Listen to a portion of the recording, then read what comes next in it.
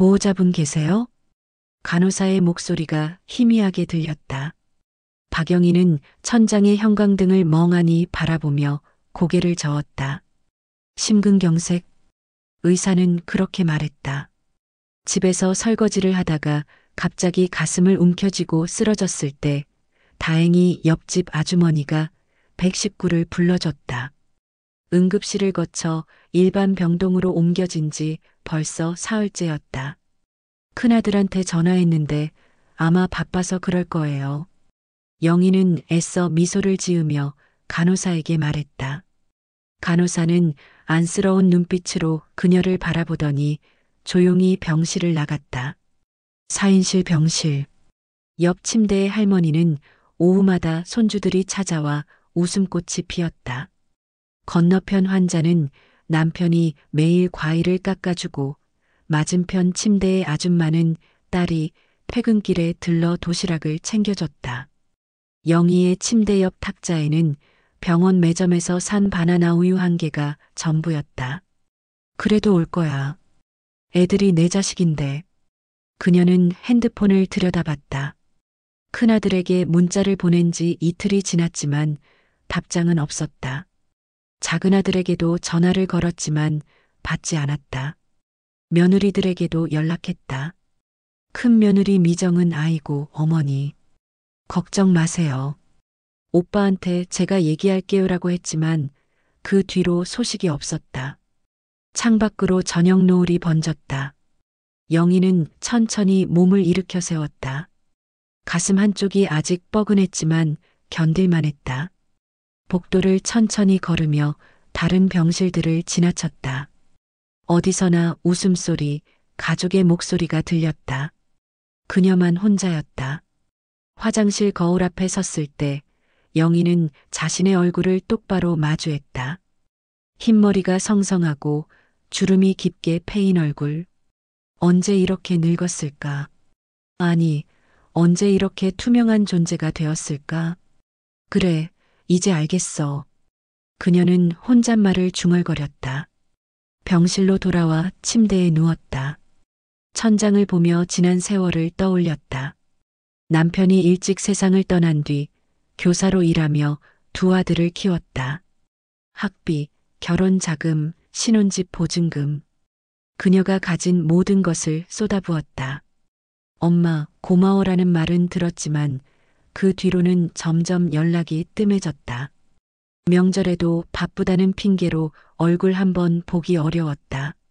내가 뭘 잘못한 걸까? 아니었다. 그녀는 아무것도 잘못하지 않았다. 단지 너무 많이 주었을 뿐이었다. 자신을 지우고 엄마라는 이름만 남긴 채 살았을 뿐이었다. 옆 침대 할머니의 손주가 할머니, 이거 맛있어요. 하며 웃는 소리가 들렸다. 영희는 눈을 감았다. 그리고 조용히 결심했다. 이제부터 내 인생의 주인공은 나야. 심장이 멈출 뻔했던 그 순간 그녀는 깨달았다. 인생은 한 번뿐이라는 것을, 더 이상 누군가의 그림자로 살 수 없다는 것을, 이제는 박영희로 살아야 한다는 것을. 그날 밤 영희는 처음으로 평온한 잠에 들었다. 퇴원 후 일주일이 지났다. 영희는 집에서 오래된 앨범을 꺼내 들었다. 먼지가 수북이 쌓인 상자 속에서 꺼낸 사진들은 색이 발해 있었다. 남편과 함께 찍은 결혼사진, 아이들이 어렸을 적 사진, 초등학교 입학식 날의 환한 미소. 그때는 정말 행복했는데. 영희는 사진 속 자신의 얼굴을 들여다봤다. 26의 그녀는 눈빛이 빛났다. 교사 발령을 받고 처음 교단에 섰을 때의 설렘, 남편을 만나 사랑에 빠졌을 때의 떨림. 모든 것이 희망으로 가득했던 시절이었다. 그러나 남편이 교통사고로 세상을 떠난 건 큰아들이 초등학교 3학년, 작은아들이 5살 때였다. 하늘이 무너지는 것 같았다. 장례식장에서 영희는 눈물도 제대로 흘리지 못했다. 어린 두 아들이 엄마 아빠 어디 갔어? 하고 물어올 때마다 그녀는 괜찮아, 엄마가 있잖아 라고 말하며 억지로 웃어야 했다. 그날부터 영희의 삶은 오직 아이들을 위한 것이었다. 아침 5시에 일어나 도시락을 2개 싸고 학교에 가서는 남의 자식들을 가르쳤다. 방과 후에는 과외를 뛰어 생활비를 벌었다. 주말에도 쉬지 못했다. 아이들 학원비, 교재비, 운동화 한 켤레까지 모든 것이 돈이었다. 엄마, 친구들은 다 학원 다니는데 나만 못 가. 큰아들 민수가 초등학교 5학년 때 한 말이었다. 영희는 그날 밤 몰래 눈물을 흘렸다. 그리고 다음 날부터 새벽 배달 아르바이트를 시작했다. 학교 가기 전 2시간 신문을 돌리며 계단을 오르내렸다. 무릎이 아파도 허리가 끊어질 것 같아도 참았다. 내 자식이니까 이 정도는 해줘야지. 그녀는 그렇게 되뇌며 버텼다. 세월이 흘러 2 아들은 대학에 입학했다. 등록금은 천문학적이었다. 영희는 퇴직금을 쪼개고 집을 담보로 대출을 받았다. 엄마 미안해라는 아들들의 말에 그녀는 괜찮아. 공부 열심히 해라고 답했다. 졸업 후 큰아들 민수는 대기업에 취직했고 작은아들 민호는 공무원이 되었다. 영희는 가슴이 벅찼다. 드디어 내 고생이 보답받는구나. 그러나 기쁨도 잠시, 곧 결혼 준비가 시작되었다. 엄마, 결혼 자금 좀 도와줄 수 있어? 민수의 부탁이었다. 영희는 망설임 없이 고개를 끄덕였다. 그리고 남은 적금을 모두 털어 결혼 자금을 마련해줬다. 민호가 결혼할 때도 마찬가지였다. 신혼집 보증금까지 대주었다. 엄마, 정말 고마워. 은혜는 평생 잊지 않을게. 아들들은 그렇게 말했다. 영희는 행복했다. 자식들이 잘 사는 모습을 보는 것이 그녀의 유일한 기쁨이었다. 그런데 언제부터였을까?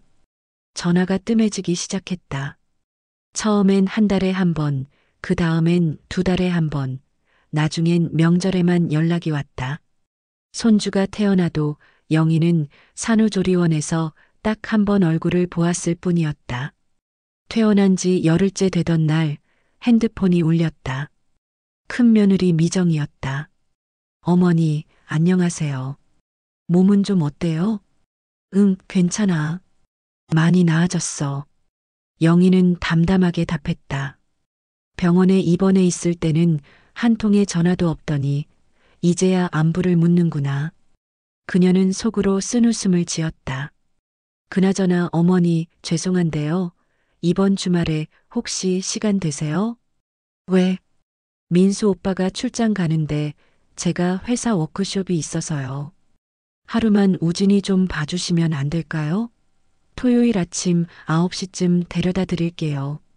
영희는 잠시 말이 없었다. 심장이 두근거렸다. 예전 같았으면 그럼 당연하지. 우리 손주 할머니가 봐야지 하고 대답했을 것이다. 그러나 지금은 달랐다. 이번엔 좀 어렵겠네. 네. 어머니, 왜요? 어디 가시게요? 미정의 목소리에 당혹감이 묻어났다. 아니, 그냥 몸이 아직 완전히 회복이 안 돼서. 아, 그러시구나. 그럼 어쩔 수 없죠. 제가 다른 데 알아볼게요. 전화는 그렇게 끝났다. 영희는 핸드폰을 내려놓고 한숨을 쉬었다. 가슴 한쪽이 무거웠다. 내가 너무한 걸까? 그러나 곧 고개를 저었다. 아니었다. 그녀는 정말 몸이 좋지 않았다. 의사는 무리하지 말라고 신신당부했다. 그런데 이틀 뒤 큰아들 민수에게서 전화가 왔다. 엄마, 나야. 응, 민수야. 출장 잘 다녀왔어? 엄마, 그게 미정이한테 들었는데. 우진이 봐달라는 거 거절하셨다며요? 영희는 숨이 막혔다. 민수의 목소리에는 서운함이 가득했다. 아니, 그게 아니라 엄마가 아직 몸이 안 좋아서. 엄마, 퇴원하신 지 벌써 열흘 넘었잖아요. 그리고 손주 하루 봐주는 게 그렇게 힘드세요? 민수야, 그런 뜻이 아니라. 엄마, 요즘 왜 그러세요? 예전에는 안 그러셨잖아요. 영희는 말문이 막혔다. 아들의 말에 가슴이 찢어지는 것 같았다. 그녀는 간신히 목소리를 가다듬었다. 민수야, 엄마도 사람이야. 엄마도 아프면 쉬어야 하는 거 아니니? 알았어요. 그럼 다음에 연락할게요. 민수는 차갑게 전화를 끊었다. 영희는 핸드폰을 쥔 채 한참을 멍하니 앉아 있었다. 눈물이 핑 돌았다. 내가 뭘 잘못한 거지? 병원에 입원했을 때 한 번도 찾아오지 않았으면서 이제 와서 서운하다니. 손주를 봐주지 않았다고 섭섭해하다니. 그날 저녁 작은 며느리 수진에게서도 카카오톡이 왔다. 어머니, 들으셨어요? 큰아주버님 댁에서 어머니가 우진이 안 봐주셔서 난리 났대요. 어머니, 요즘 왜 그러세요? 며느리들이 뭐 잘못했어요? 영희는 메시지를 읽고 한숨을 쉬었다. 이제 작은 집까지 소문이 난 모양이었다.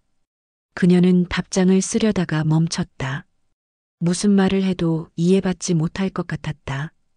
이틀 뒤 미정에게서 다시 전화가 왔다. 어머니, 그때는 제가 너무 급하게 부탁드려서 죄송했어요. 그런데 어머니, 솔직히 좀 섭섭해요. 뭐가? 저희가 어머니한테 뭘 잘못했나요? 요즘 어머니 변하셨어요. 왜 이렇게 예민하세요? 영희는 전화기를 꽉 움켜쥐었다. 손이 떨렸다. 예민한 게 아니야. 난 그냥 아프다고 했을 뿐이야. 어머니, 그래도 손주잖아요. 우진이가 얼마나 할머니 보고 싶어 하는데. 어머니가 이러시면 우진이는 어쩌라고요? 그 말에 영희의 속이 무너졌다. 손주를 앞세워 그녀를 압박하는 며느리. 자식들의 사랑은 온데간데 없고 이용만 남았다. 미정아, 나도 생각 좀 해보자. 지금은 이만 끊을게. 영희는 전화를 끊고 소파에 주저앉았다. 눈물이 주르륵 흘러내렸다. 평생을 자식들을 위해 살았는데 이제 와서 자신을 위해 살려고 하니 이기적인 사람이 되어버렸다. 그날 밤 영희는 창밖을 바라보며 생각했다. 나는 정말 잘못한 걸까? 아니었다. 그녀는 아무것도 잘못하지 않았다. 단지 처음으로 자신을 선택했을 뿐이었다. 그래, 이제부터는 내가 우선이야. 영희는 눈물을 닦으며 조용히 중얼거렸다. 자식들의 사랑을 구걸하지 않기로 했다. 더 이상 착한 엄마, 편한 할머니로 살지 않기로 했다. 이제는 박영희로 살 것이다. 영희는 며칠 동안 집에만 틀어박혀 있었다. 자식들과의 통화 이후 마음이 무너져 내렸다. 밥맛도 없고 잠도 오지 않았다. 거울을 볼 때마다 초라한 자신이 보였다. 그러던 어느 날 오후 초인종이 울렸다. 영희 씨, 나야 순자. 문을 열자 친구 정순자가 과일 바구니를 들고 서 있었다. 중학교 동창인 순자는 영희와 50년 지기였다. 야, 전화도 안 받고 뭐 하는 거야? 그냥 집에 있었어. 얼굴 왜 그래? 또 애들 때문에 속상한 거야? 순자는 영희의 얼굴을 보자마자 알아챘다. 두 사람은 거실에 앉아 차를 마셨다. 영희는 병원에서부터 최근의 일까지 털어놓았다. 순자는 고개를 절레절레 흔들었다. 영희 씨, 아직도 애들 챙기고 있나? 그게 엄마 도리 아니야? 아니지. 도리가 아니라 굴레야. 순자의 한마디가 영희의 가슴을 찔렀다. 굴레? 그래, 굴레. 넌 평생 엄마라는 굴레를 쓰고 살았어. 박영희는 어디 갔어? 영희는 말문이 막혔다. 순자는 계속 이어갔다. 나도 처음엔 너처럼 살았어. 애들한테 모든 걸 쏟아부으며 살았지. 그런데 어느 날 깨달았어. 내가 아무리 해줘도 애들은 자기 인생 사는 거더라고. 정작 나는 내 인생을 한 번도 안 살아본 거야. 그래서 나는 5년 전부터 내 인생 살기로 했어. 손주 봐달라고? 미리 약속 잡아. 여행 간다고? 알아서 해. 처음엔 애들이 서운해했지. 그런데 알아? 지금은 오히려 더 관계가 좋아졌어. 서로 눈치 안 보니까. 영희는 순자의 말을 곱씹었다. 순자는 환하게 웃으며 말했다. 나 요즘 수영 배워. 일주일에 3번. 그리고 독서 모임도 나가. 너무 재밌어. 영희 씨도 뭐 좀 해봐. 집에만 있으면 우울해져. 나이 70에 뭘 배워. 야, 그게 무슨 소리야. 70이면 아직 젊어. 요즘 90까지 사는데 20년이나 남았잖아. 그 시간을 또 애들 눈치 보며 살 거야? 영희는 가슴이 뜨끔했다. 순자의 말이 맞았다. 그녀는 평생을 엄마로만 살았다. 박영희로는 살아본 적이 없었다. 순자가 가방에서 전단지 하나를 꺼냈다. 이거 봐.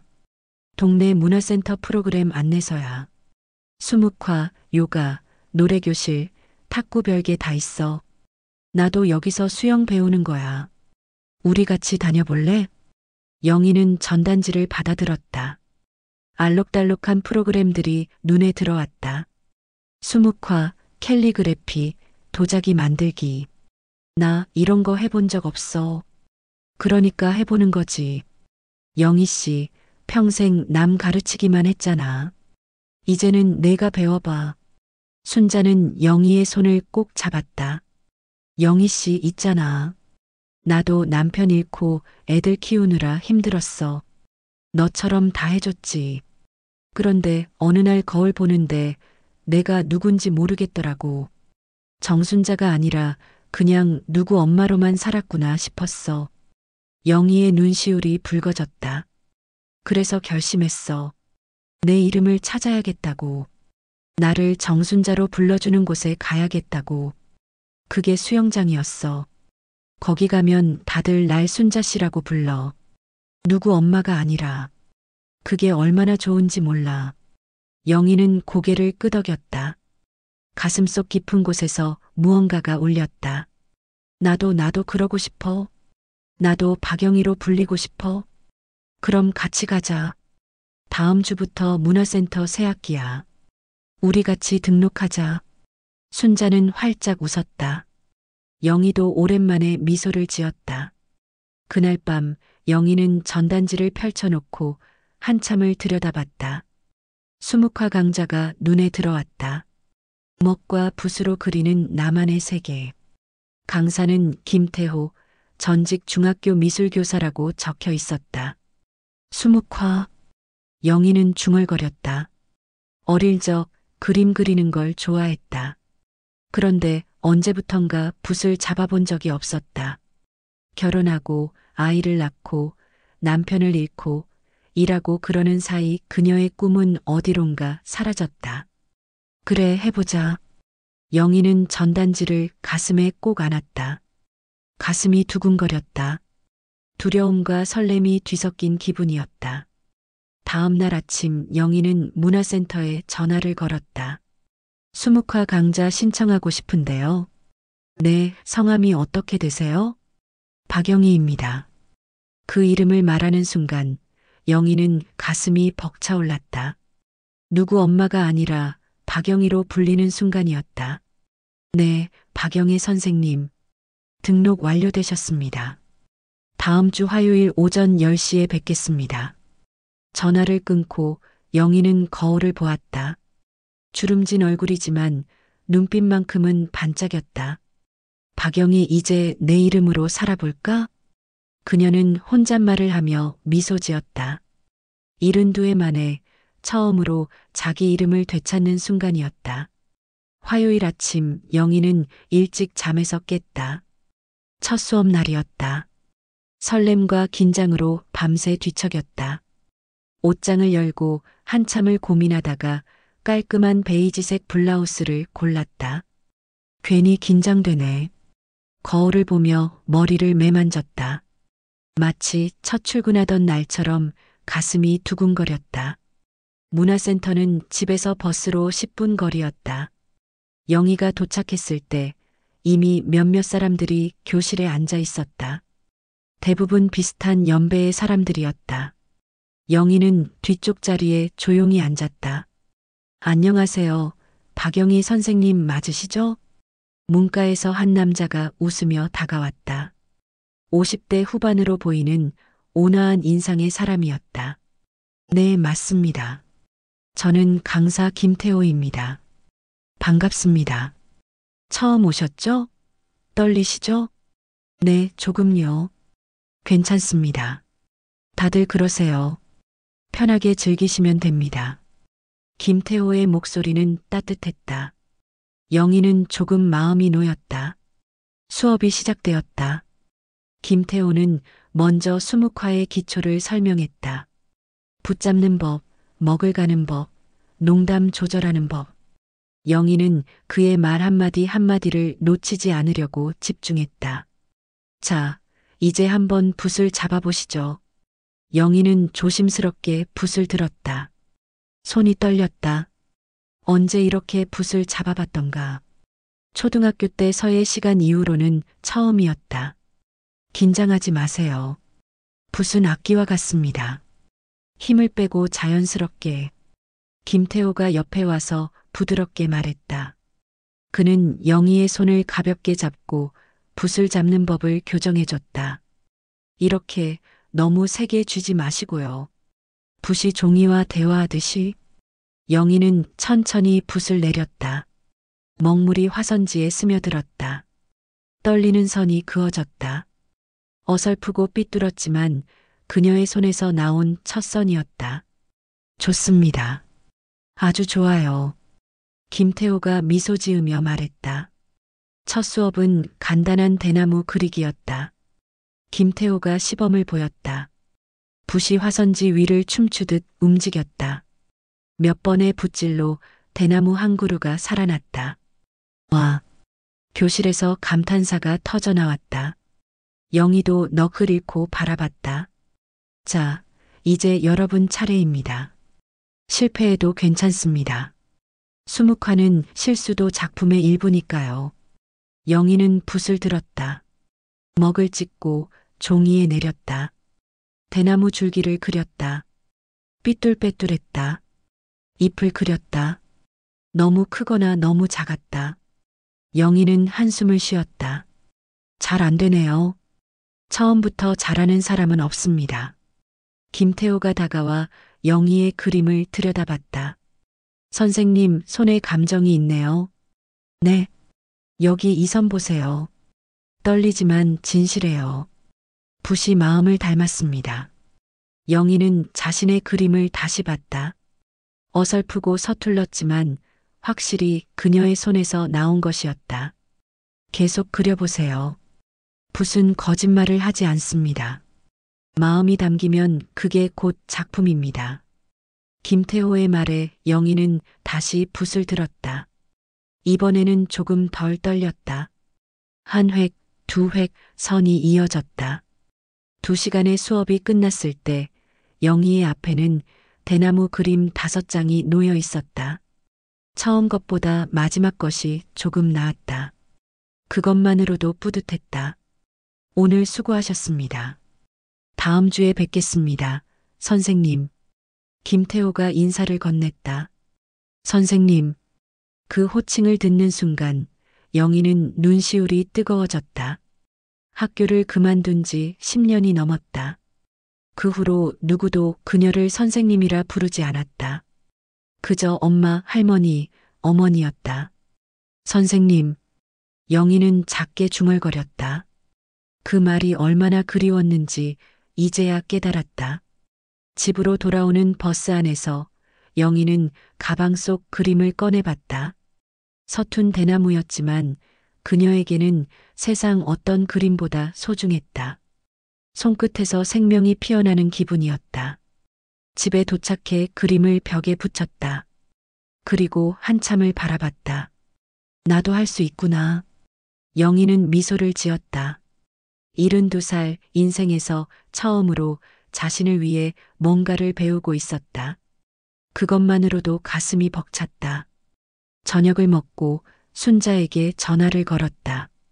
순자야, 나 오늘 첫 수업 갔다 왔어. 어땠어? 좋았어. 정말 좋았어. 붓을 잡으니까 뭐랄까, 내가 살아있는 것 같더라. 그래, 그거야. 그게 바로 내 인생이야, 영희 씨. 전화를 끊고 영희는 창밖을 바라봤다. 저녁 노을이 아름답게 물들어 있었다. 예전에는 그냥 지나쳤던 풍경이 오늘은 유난히 아름다워 보였다. 그날 밤 영희는 오랜만에 편안하게 잠들었다. 꿈속에서 그녀는 거대한 화선지 위에 서 있었다. 손에는 큰 붓이 쥐어져 있었고 그녀는 자유롭게 춤추듯 그림을 그렸다. 박영희의 새로운 인생이 시작되고 있었다. 수묵화 수업을 시작한 지 한 달이 지났다. 영희는 일주일에 2번, 화요일과 목요일마다 문화센터에 갔다. 붓을 잡는 시간이 그녀에게는 가장 행복한 순간이었다. 대나무에 이어 난초를 배우고 매화를 그렸다. 서툴렀지만 한 획 한 획 그을 때마다 마음이 평온해졌다. 그러던 어느 날 추석을 열흘 앞둔 저녁이었다. 큰아들 민수에게서 전화가 왔다. 엄마, 나야. 응, 민수야. 영희는 담담하게 받았다. 그동안 연락이 뜸했던 아들이었다. 엄마, 이번 추석에 우리 집에서 다 같이 모이려고 하는데 엄마도 오실 거죠? 글쎄, 엄마 명절인데 가족이 같이 있어야죠. 민호네도 온대요. 미정이가 음식 준비할게요. 영희는 잠시 망설였다. 예전 같았으면 당연히 간다고 했을 것이다. 아니, 예전 같았으면 자신이 음식을 다 준비했을 것이다. 그런데 지금은 달랐다. 민수야, 미안한데 이번 추석엔 못 갈 것 같아. 전화 너머로 침묵이 흘렀다. 네. 엄마, 왜요? 어디 편찮으세요? 아니, 괜찮아. 그런데 이번엔 제주도 갈 거야. 순자랑. 엄마, 지금 농담하시는 거죠? 민수의 목소리가 높아졌다. 농담 아니야. 진짜 여행 가기로 했어. 벌써 비행기표 끊었어. 엄마, 명절인데 가족 놔두고 여행을 가신다고요? 그게 말이 돼요? 영희는 숨을 깊이 들이마셨다. 가슴이 두근거렸지만 목소리는 침착하게 유지했다. 민수야, 엄마도 인생 살아야지. 명절 때만 가족 챙기는 거 아니잖아. 엄마, 무슨 그런 말씀을. 너희는 엄마가 언제든 있을 거라고 생각하지? 전화 한 통 없다가 명절 때만 우리 집에서 모이자 하면 엄마가 당연히 올 거라고 생각하지? 엄마, 우리가 바쁜 거 아시잖아요. 나도 바빠. 네. 엄마도 바빠. 요즘 수묵화 배우고 친구들도 만나고 나도 할 일이 많아. 민수는 말문이 막힌 듯 했다. 잠시 후 그가 다시 입을 열었다. 엄마, 가족끼리 명절인데 가족이 나를 가족으로 안 봤잖아. 영희의 목소리가 떨렸다. 그러나 단호했다. 엄마 병원에 입원했을 때 아무도 안 왔잖아. 사흘 동안 혼자 누워 있었어. 그때 가족이 어디 있었어? 엄마, 그건 됐어. 서운하다는 말 하려는 거 아니야. 그냥 이제는 엄마도 엄마 인생 살겠다는 거야. 이번 명절엔 나한테 명절이야. 알았지? 영희는 전화를 끊었다. 손이 떨렸다. 가슴이 두근거렸다. 하지만 후회는 되지 않았다. 10분 후 작은 아들 민호에게서 전화가 왔다. 엄마, 형한테 들었어요. 정말 추석에 여행 가세요? 응, 그래. 엄마 그래도 명절인데. 우리가 보고 싶지 않으세요? 영희는 잠시 말을 멈췄다. 보고 싶었다. 손주들도 보고 싶었다. 하지만 그것만으로는 부족했다. 민호야, 엄마가 보고 싶으면 명절 아니어도 봐야지. 설날에, 생일에, 아무 날에나. 그건 죄송해요, 엄마. 제가 요즘 너무 바빠서. 그래, 알아. 너희는 바쁘지.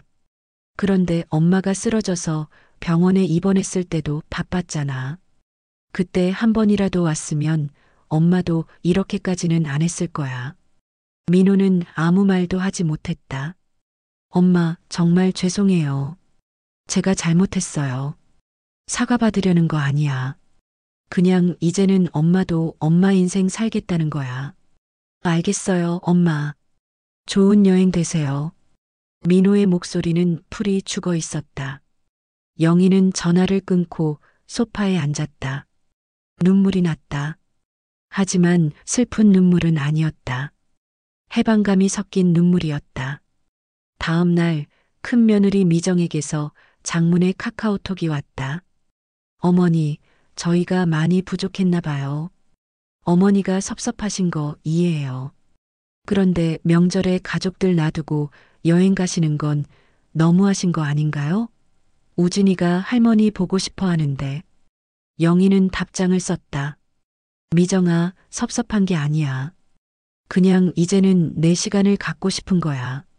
우진이 보고 싶으면 명절 말고도 언제든 데리고 와. 엄마는 여기 있어. 그날 오후 순자가 집에 찾아왔다. 영희 씨, 애들한테 말했어? 응, 말했어. 어땠어? 당연히 난리 났지. 그런데 순자야. 영희는 순자를 보며 활짝 웃었다. 나 정말 속이 다 시원해. 이렇게까지 후련할 줄 몰랐어. 그렇지? 나도 처음 그랬을 때 진짜 해방된 기분이었어. 애들이 서운해하긴 하는데 어쩔 수 없지 뭐. 나도 내 인생 살아야지. 당연하지. 우리 제주도 가서 실컷 놀자. 두 사람은 손을 맞잡고 웃었다. 그날 밤 영희는 침대에 누워 천장을 바라봤다. 가슴이 두근거렸다. 추석에 가족을 안 만난다는 게 처음에는 두려웠다. 하지만 지금은 설렜다. 자유의 설렘이었다. 이제부터 내 인생의 주인공은 나야. 영희는 눈을 감았다. 꿈속에서 그녀는 푸른 바다를 바라보고 있었다. 제주도의 바람이 머리를 스쳤고 그녀는 두 팔을 벌려 그 바람을 온몸으로 맞았다. 평생 처음으로 명절이 자신의 것이 되는 순간이었다. 제주도 여행에서 돌아온 영희는 한결 가벼워진 마음으로 일상을 보냈다. 푸른 바다를 보며 걷고 순자와 웃고 떠들었던 사흘이 그녀에게 큰 활력을 주었다. 수묵화 수업도 더욱 즐거워졌다. 김태호 강사는 선생님, 붓에 생기가 생겼네요 라고 말했다. 그러던 어느 날 오후 초인종이 울렸다. 큰 며느리 미정이었다. 어머니, 안녕하세요. 응, 들어와. 미정은 어색하게 웃으며 거실에 앉았다. 영희는 차를 내왔다. 무슨 일이야? 어머니, 그게 다음 주 금요일에 제가 중요한 프레젠테이션이 있어요. 우진이 유치원 끝나고 저녁까지 좀 봐주실 수 있으세요? 영희는 찻잔을 내려놓았다. 예상했던 부탁이었다. 금요일? 그날은 내가 수업 있는데. 아, 그러시구나. 그럼 수업 하루만 빠지시면 안 될까요? 정말 중요한 프레젠테이션이라서요.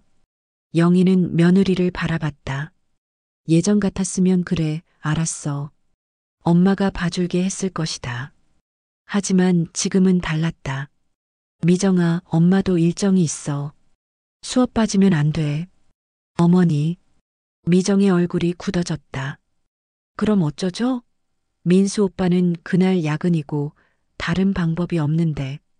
영희는 잠시 생각했다. 그리고 조용히 입을 열었다. 좋아. 우진이 봐줄게. 정말요? 감사합니다. 대신 조건이 있어. 미정이 영희를 의아한 눈으로 바라봤다. 조건이요? 시간당 18,000원. 계약서 쓰자. 거실에 침묵이 흘렀다. 미정은 눈을 크게 뜨고 영희를 쳐다봤다.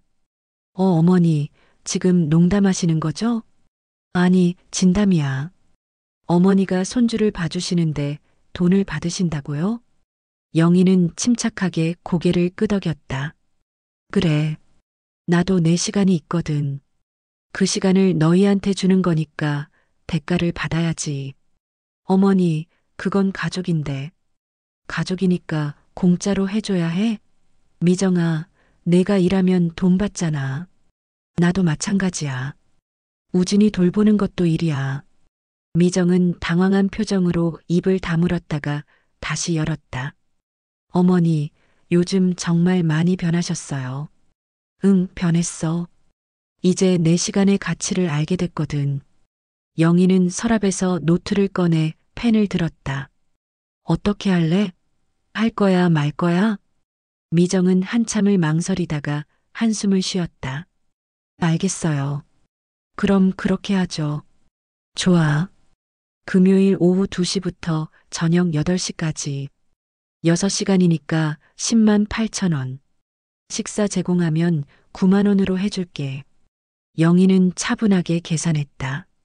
미정은 황당한 표정으로 고개를 끄덕였다. 네, 알겠습니다. 그리고 앞으로도 우진이 봐달라고 하면 이 방식으로 할 거야. 미리 예약하고 비용 지불하고. 어머니, 정말 그렇게까지 하셔야 해요? 영희는 며느리의 눈을 똑바로 바라봤다. 미정아, 내가 엄마 병원에 입원했을 때 너희는 안 왔어. 바빴으니까. 나도 이해해. 그런데 너희 일이 바쁜 것처럼 내 일도 소중해. 그러니까 서로 존중하자. 내 시간이 필요하면 그만큼 대가를 지불하는 거야. 미정은 할 말을 잃은 듯 고개를 숙였다. 그날 저녁 민수에게서 전화가 왔다. 엄마, 미정이한테 들었어요.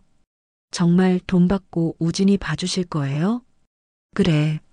엄마, 그게 좀 심하신 거 아니에요? 심한 게 아니라 당연한 거야. 민수야, 내가 회사에서 일하면 월급 받잖아. 나도 마찬가지야. 그래도 손주인데. 손주니까 더 잘 봐주지. 돈을 받으니까 책임감도 생기고. 이게 오히려 너희한테도 좋은 거야. 민수는 한참을 말이 없었다. 엄마, 요즘 너무 달라지신 것 같아요. 응, 달라졌어. 이제 내 인생을 사는 법을 배우고 있거든. 전화를 끊고 영희는 문화센터 친구들과의 단체 채팅방에 들어갔다. 그녀는 자신의 결정을 공유했다. 여러분, 저 오늘 며느리한테 손주 돌봄비 받기로 했어요. 곧바로 답장이 쏟아졌다. 오, 박 선생님 대단하세요. 저도 그렇게 하고 싶은데 용기가 안 나더라고요. 잘하셨어요. 우리 시간도 돈이에요. 순자도 메시지를 보냈다. 영희 씨, 정말 자랑스러워. 그게 바로 자기 존중이야. 영희는 미소를 지었다. 금요일이 되었다. 미정이 우진이를 데려왔다. 어머니, 잘 부탁드려요. 저녁 8시에 데리러 올게요. 그래, 걱정 마. 우진이는 할머니를 보자 환하게 웃었다. 할머니. 그래, 우리 우진이. 오늘 할머니랑 재밌게 놀자. 영희는 우진이와 그림을 그리고 책을 읽어주고 저녁도 함께 먹었다. 손주는 사랑스러웠다. 하지만 예전처럼 무조건적인 헌신이 아니었다. 그녀는 자신의 시간을 내어준 것이고 그에 대한 정당한 대가를 받을 것이었다. 저녁 8시 미정이 우진이를 데리러 왔다. 어머니, 감사합니다. 미정은 봉투를 내밀었다. 9만 원이 들어 있었다. 영희는 받아서 확인했다. 고마워. 우진이 잘 놀다 갔어. 어머니, 솔직히 처음엔 기분이 좀 나빴어요. 그런데 오늘 생각해 보니까. 미정이 조심스럽게 말을 이었다.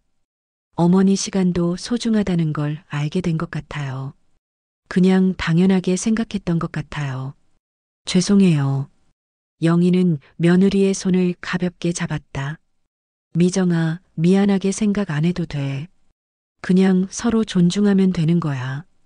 며느리가 돌아간 후 영희는 받은 돈을 책상 서랍에 넣었다. 돈이 중요한 게 아니었다. 자신의 시간이 가치 있다는 것을 인정받았다는 게 중요했다. 그날 밤 영희는 일기를 썼다. 오늘부터 나는 예약제 할머니가 되었다. 이상한가? 아니다.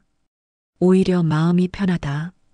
이제는 억지로가 아니라 기꺼이 손주를 볼 수 있을 것 같다. 영희는 펜을 내려놓고 창밖을 바라봤다. 달이 밝았다. 그녀는 처음으로 죄책감 없이 자신을 선택한 것에 대해 당당했다. 박영희의 인생에서 새로운 장이 열리고 있었다. 수묵화를 배운 지 반년이 지났다. 영희의 손끝에서는 이제 자연스럽게 먹빛이 흘렀다. 난초, 매화, 포도, 새 그녀는 점점 더 다양한 것들을 그렸다. 김태호 강사는 선생님의 그림에는 이야기가 있어요라고 말했다. 어느 날 김태호가 수업 후 공지를 했다. 여러분, 다음 달에 우리 수묵화반 합동 전시회를 열기로 했습니다. 구청 문화센터 전시실을 대관했어요. 전시회요? 학생들이 웅성거렸다. 영희도 놀라 눈을 크게 떴다. 네. 여러분이 그동안 그린 작품 중 하나를 골라서 전시하면 됩니다. 부담 갖지 마세요. 실력을 뽐내려는 게 아니라 우리가 함께한 시간을 나누는 자리니까요. 집으로 돌아온 영희는 그동안 그린 그림들을 펼쳐놓았다. 처음 그린 어설픈 대나무부터 최근에 그린 매화까지 한 장 한 장이 그녀의 시간이었고 성장이었다. 어떤 걸 내야 하지? 그녀는 한참을 고민하다가 한 달 전에 그린 그림을 집어들었다. 바위 틈에서 피어난 난초였다. 거친 바위 사이로 가냘픈 난초가 고개를 들고 있었다. 김태호가 그 그림을 보고 이게 바로 선생님이시네요 라고 했던 그림이었다. 영희는 그림을 들여다봤다. 그렇다. 이게 바로 자신이었다. 거친 세월 속에서도 다시 고개를 들고 피어난 자신. 이걸로 하자. 그녀는 그림 뒷면에 제목을 적었다. 내 이름으로 피다. 전시회 날이 다가왔다. 영희는 깔끔한 한복을 꺼내 입었다. 거울을 보니 괜찮았다. 순자가 함께 가기로 했다. 영희 씨, 오늘 주인공이야. 떨려? 응, 엄청 떨려. 근데 설레기도 해. 구청 문화센터 전시실에는 벌써 많은 사람들이 모여 있었다.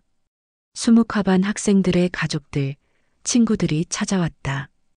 벽면마다 작품들이 걸려 있었고 각 작품 아래에는 작가의 이름과 제목이 적혀 있었다.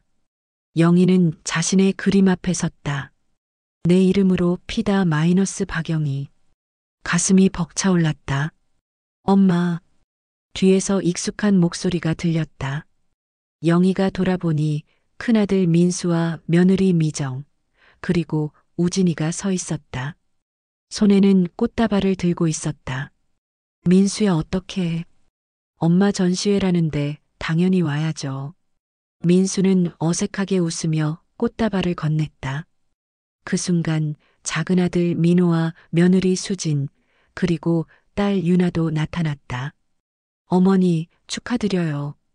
할머니, 이거 할머니 그림이에요? 우진이가 난초 그림을 보며 눈을 반짝였다. 응, 할머니가 그렸어. 와, 정말 예뻐요. 할머니 멋있어. 영희는 눈시울이 뜨거워졌다. 자식들이, 손주들이 자신의 작품을 보기 위해 찾아온 것이었다. 엄마, 정말 멋있어요. 민수가 그림을 보며 말했다. 이게 엄마시네요. 바위 틈에서 피어난 난초. 할머니, 이 그림 나 같아요. 유나가 큰 소리로 말했다. 너 같아?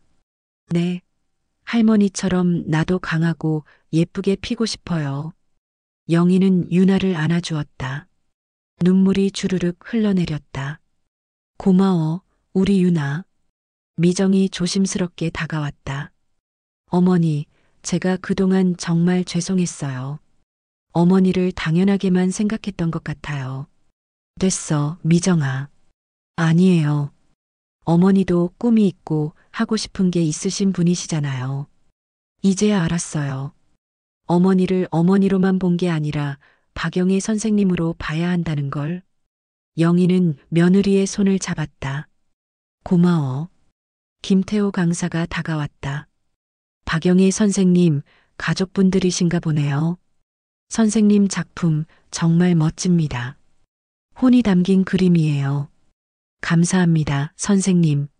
아니에요. 제가 더 감사하죠. 선생님 같은 분을 가르칠 수 있어서. 전시실을 천천히 걸으며 영희는 다른 작품들도 감상했다. 각자의 이야기가 담긴 그림들이었다. 60대 주부의 작품에는 자유에 대한 갈망이, 70대 할아버지의 작품에는 고향에 대한 그리움이 담겨 있었다. 엄마, 사진 찍어요. 민호가 카메라를 들었다. 가족들이 영희의 그림 앞에 모였다. 영희는 가운데 섰고 자식들과 손주들이 그녀를 둘러쌌다. 하나, 둘, 셋. 플래시가 터졌다. 전시회가 끝나갈 무렵 영희는 창가에 서서 밖을 바라봤다. 해가 지고 있었다. 노을이 아름다웠다. 순자가 다가와 어깨를 감싸 안았다. 영희 씨, 오늘 정말 행복해 보여. 응, 행복해. 순자야, 고마워. 뭐가? 날 여기까지 이끌어줘서. 내가 아니었으면 나 아직도 집에서 자식들 눈치만 보고 있었을 거야. 아니야. 내가 용기 낸 거지. 영희는 고개를 끄덕였다. 그렇다. 자신이 용기를 낸 것이었다. 집으로 돌아오는 길 민수가 운전을 하고 영희는 조수석에 앉았다. 엄마, 오늘 정말 자랑스러웠어요. 고마워, 민수야. 엄마, 제가 그동안 정말 미안했어요. 엄마가 병원에 계실 때도 안 찾아뵙고 지금 생각하면 정말. 민수의 목소리가 떨렸다. 됐어. 이제 괜찮아. 아니에요. 앞으로는 자주 찾아뵐게요. 그리고 엄마 하고 싶으신 거 다 하세요. 저희는 응원할게요. 영희는 아들의 손을 가볍게 잡았다. 그래, 고마워. 집에 도착해서 영희는 꽃다발을 화병에 꽂았다. 그리고 오늘 찍은 사진들을 들여다봤다. 환하게 웃고 있는 자신의 모습이 낯설었다. 언제 이렇게 행복하게 웃어봤던가. 그날 밤 영희는 일기를 썼다. 오늘 가족들이 나를 사람으로 봐주었다. 누구 엄마가 아니라 박영희로. 그게 얼마나 기쁜지 모른다. 72해를 살았지만 진짜 내 인생은 지금부터인 것 같다. 영희는 펜을 내려놓고 창밖을 바라봤다. 달빛이 환했다. 그녀는 미소 지으며 중얼거렸다. 이제야 나로 사는 것 같아. 박영희의 인생에 봄이 찾아오고 있었다. 전시회가 끝나고 일주일이 지났다. 영희는 평온한 일상으로 돌아왔다. 수묵화 수업을 다니고 순자와 차를 마시고 손주들을 예약제로 돌봤다. 모든 게 자리를 잡아가는 것 같았다. 그런데 어느 날 밤 잠이 오지 않았다. 영희는 일어나 거실로 나왔다. 선반에 꽂혀 있는 오래된 앨범을 꺼냈다. 먼지를 털어내고 천천히 페이지를 넘겼다. 남편과의 결혼 사진. 젊고 행복했던 두 사람. 여보, 내가 잘하고 있는 걸까? 그녀는 사진 속 남편에게 조용히 물었다. 다음 페이지. 갓 태어난 민수를 안고 있는 영희. 눈빛이 빛났다. 그 다음은 민호를 안고 있는 사진. 두 아들을 양쪽에 앉히고 찍은 가족 사진. 초등학교 입학식, 중학교 졸업식, 대학 합격 발표날. 한 장 한 장이 그녀의 인생이었다. 난 정말 최선을 다했는데. 영희의 눈에서 눈물이 흘렀다. 아이들 어릴 적 사진을 보다가 영희는 한 장의 시선이 멈췄다. 민수가 6살 때 그린 그림이었다. 알록달록한 크레파스로 그린 가족 그림. 아빠, 엄마, 민수, 민호. 엄마 옆에는 빨간 하트가 크게 그려져 있었고 삐뚤빼뚤한 글씨로 엄마 사랑해라고 쓰여 있었다. 그때는 이렇게 순수했는데. 영희는 그림을 가슴에 안았다. 언제부터 어긋나기 시작한 걸까? 언제부터 사랑이 당연함이 되고 감사가 기대로 변한 걸까?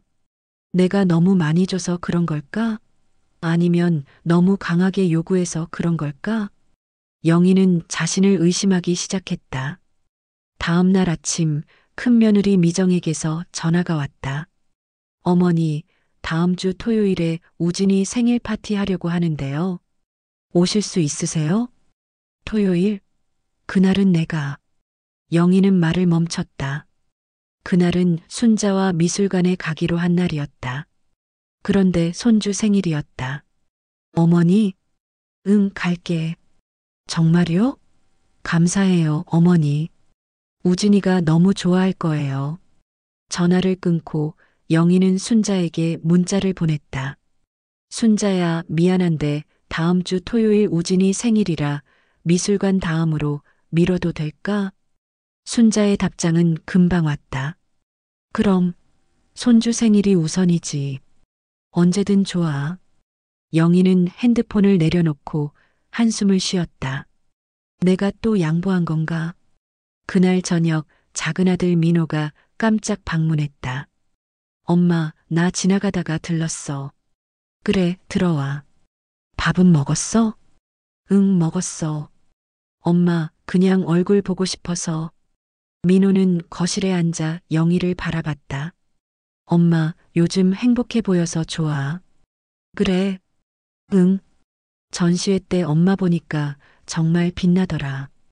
그동안 우리가 엄마한테 너무 못했던 것 같아. 영희는 아들을 바라봤다.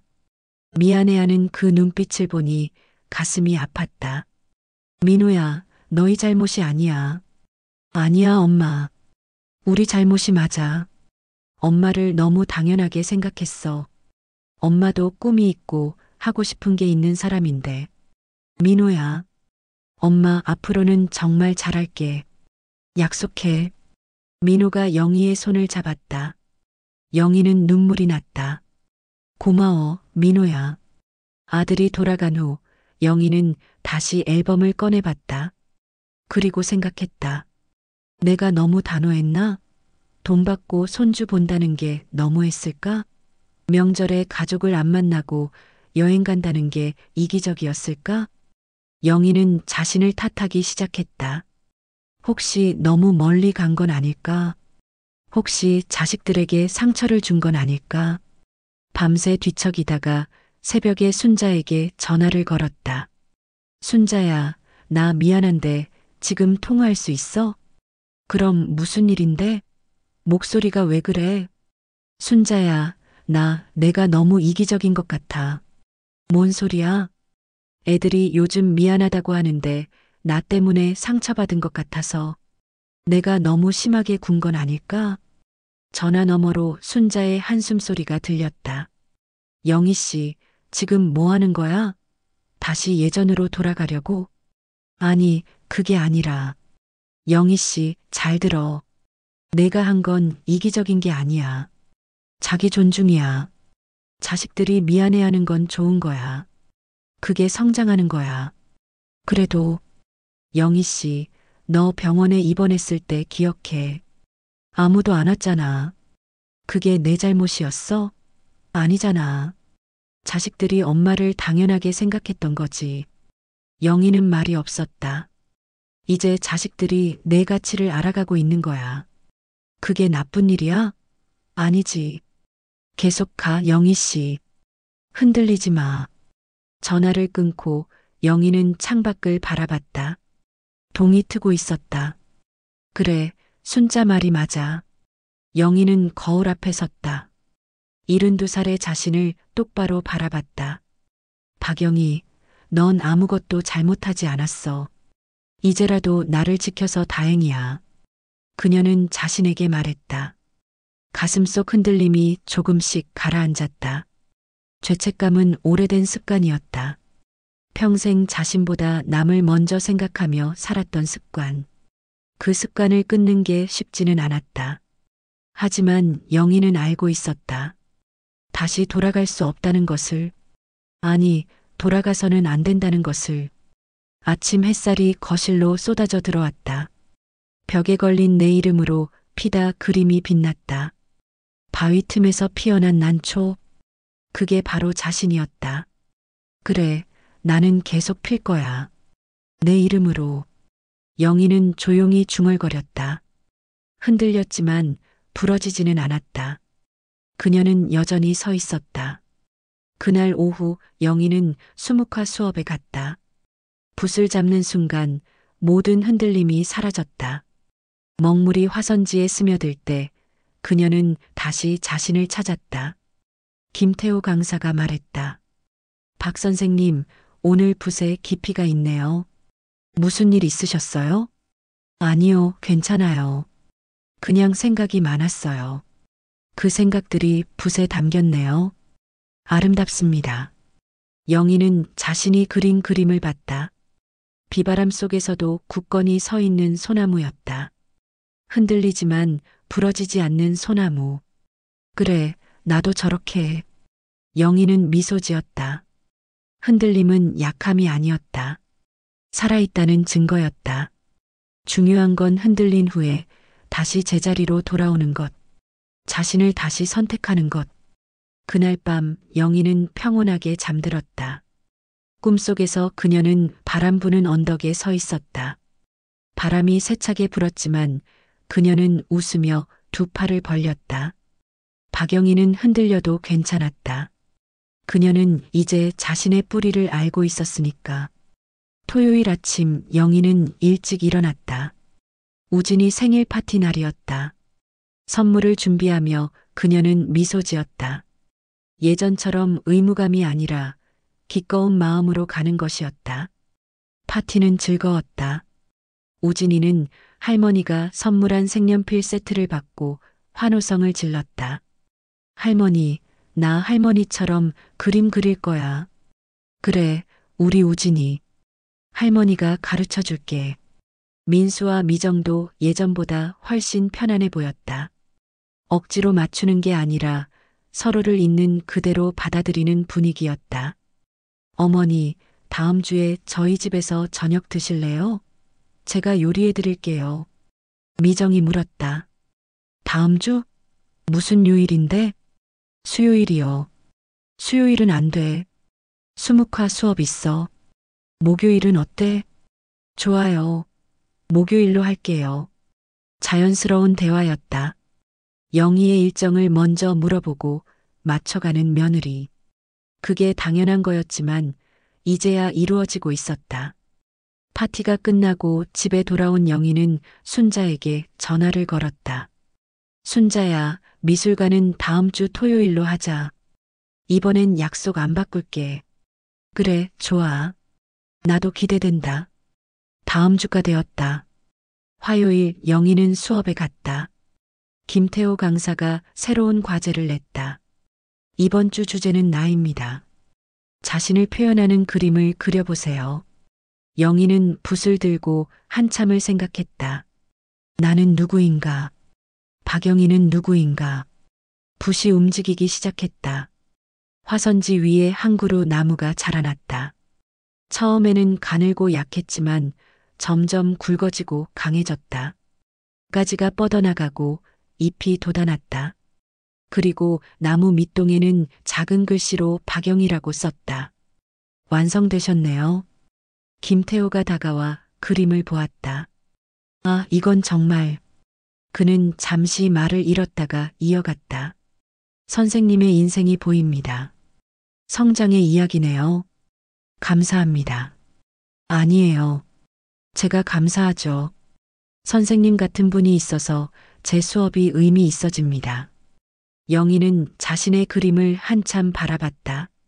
그렇다. 이게 자신이었다.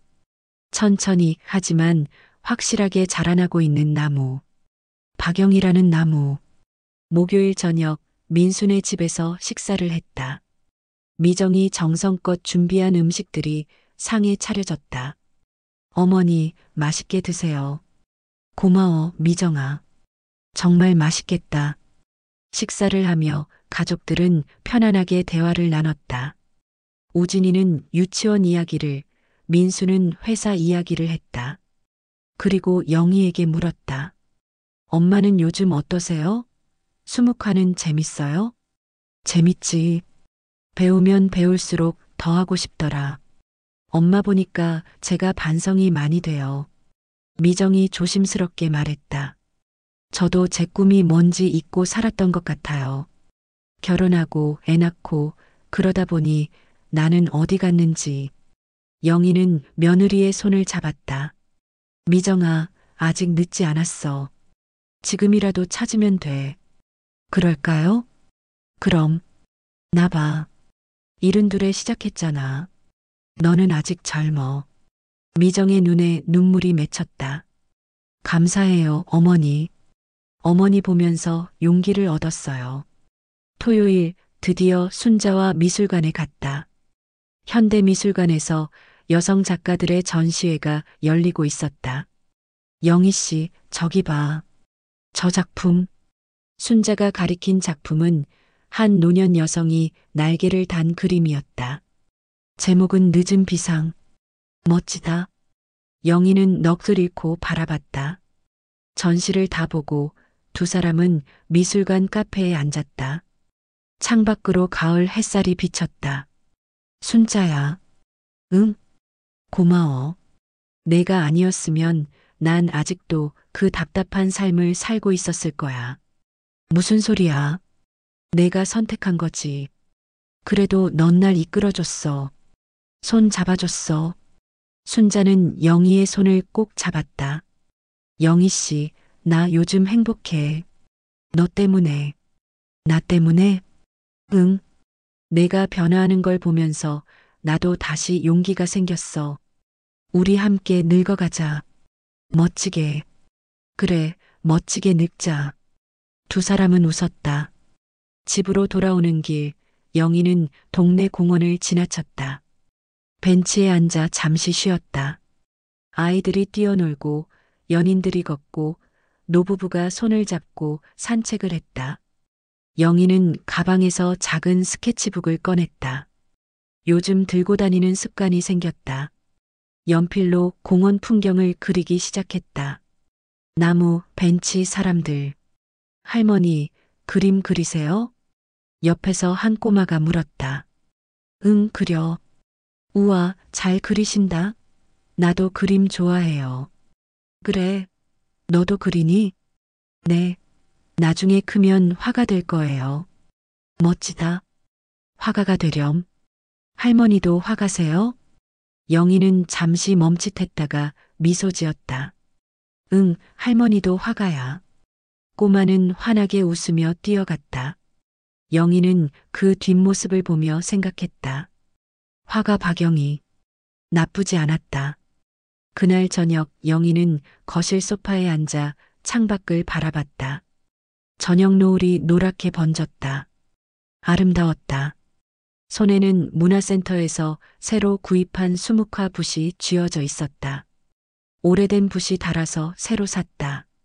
이 붓으로 또 어떤 그림을 그릴까? 어떤 이야기를 담을까? 핸드폰이 울렸다. 민호였다. 엄마, 나 민호야.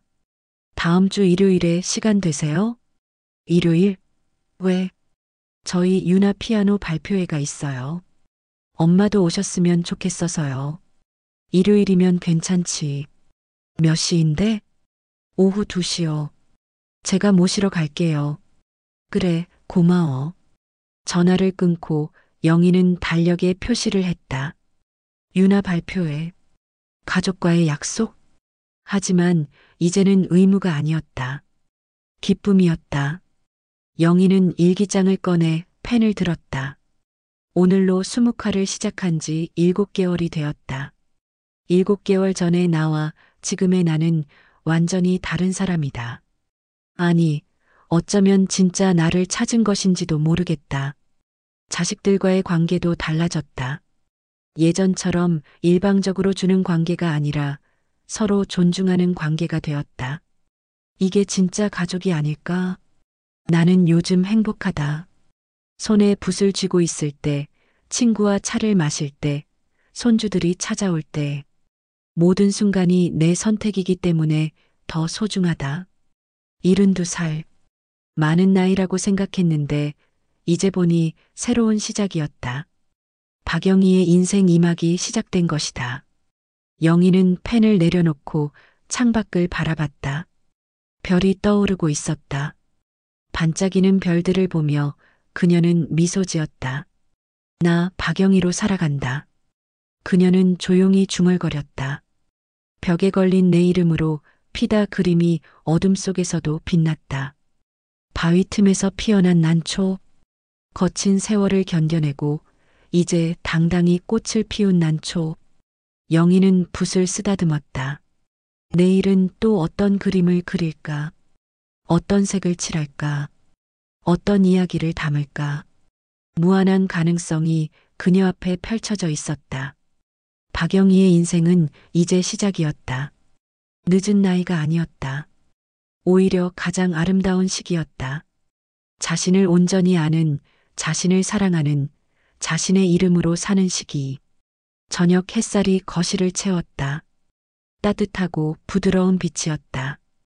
영희는 그 빛 속에 앉아 행복한 미소를 지었다. 나로 사는 게 이렇게 좋은 거였구나. 그녀의 인생에 봄이 왔다. 아니, 봄을 넘어 여름이 왔다. 뜨겁고 생동감 넘치는 여름. 박영희는 이제 자신의 이름으로 당당히 살아갈 것이다.